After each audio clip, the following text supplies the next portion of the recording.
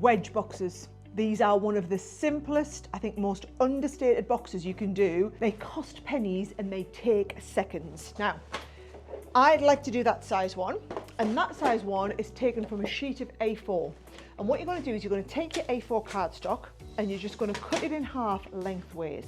So bear in mind, A4 is 210 centimetres. So we're going to cut this in half, 10.5 centimetres. Yep. So 10.5, and you should end up with two exactly the same size. So we've got enough to make two wedge boxes from one sheet of A4. Now, very simple principle. We're going to start off by scoring this first of all in half. So because it's an A4, in half would be half fold A4 on your ultimate. So we're going to go half fold A4. Then what we do is we're going to mark the halfway point at the top and bottom, which I'm going to tell you is gatefold A5. So you put the gatefold A5 marking in top and bottom, and then what you're going to do is you're going to join that halfway point to the edge here.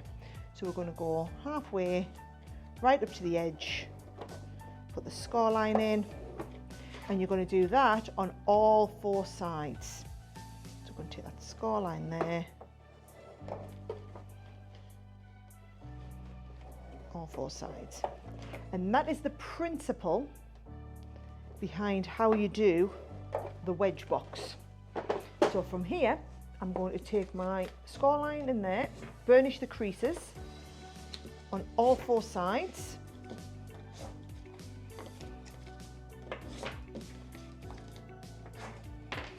Now, a little bit of a tip here.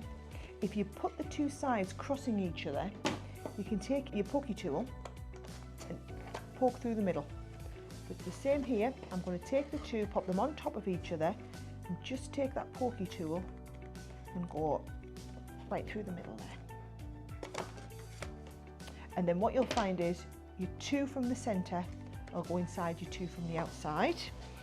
Just take a little bit of ribbon and we'll go through the first two sides. And then I like to come out of the third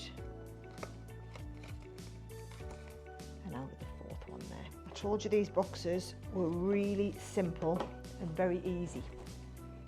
Now, if you want to adapt that for different sizes, I'll show you how we can take the same principle, but we can adapt it.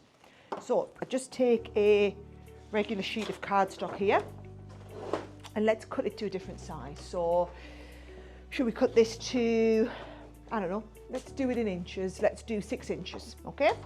So we come to 6 inches.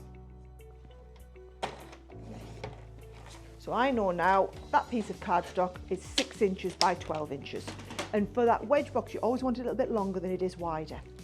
Now, if I use my ScoreMaster, what I'm going to want to do is I'm going to want to mark, first of all, the halfway point. So because it's 12 inches, the halfway would be 6 inches. So we score at 6. And then you want the halfway point at the top and bottom, which will be 3 inches. So I'm putting a little mark at 3 inches, and I'm putting a little mark here at 3 inches.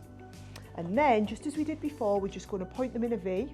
Now this is where you're either going to want to mark on your scoring tool, or you can use your ultimate here just to line up those score lines. And we can fold them into a V. It's always exactly that same principle.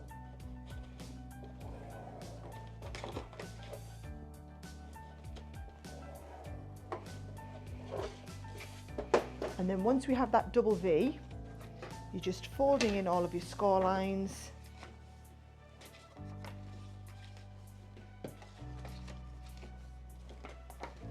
And you can see there, we have exactly the same principle of a wedge box, just within different dimensions.